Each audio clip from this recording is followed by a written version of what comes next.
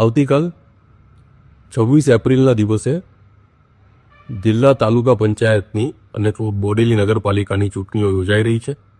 આ ચૂંટણીઓ કોઈપણ પ્રકારના અઘટિત અનિચ્છનીય બનાવ વગર થાય અને કાયદો વ્યવસ્થા જળવાઈ રહે તેના માટે છોટાઉદેપુર પોલીસ સજ્જ છે. મારી સાથે મારા 3 સુપરવાઇઝરી અધિકારી, 1 એએસપી, 2 ડીવાયએસપી, 15 પીઆઈ, 33 પીએસઆઈ અને કુલ 2600થી વધારે પોલીસ, હોમગાર્ડ, જીઆરડી અને એસઆરપીના જવાનો સજ્જ છે.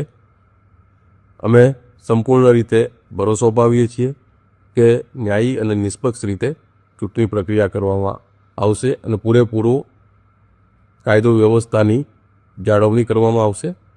સાથે સાથે મતદારોને અપીલ છે કે પોલિંગ સ્ટાફ અને પોલીસ સ્ટાફને પૂરો સહકાર આપે અને કોઈપણ પ્રકારના ડર, અફવા વગર મતદાન કરે.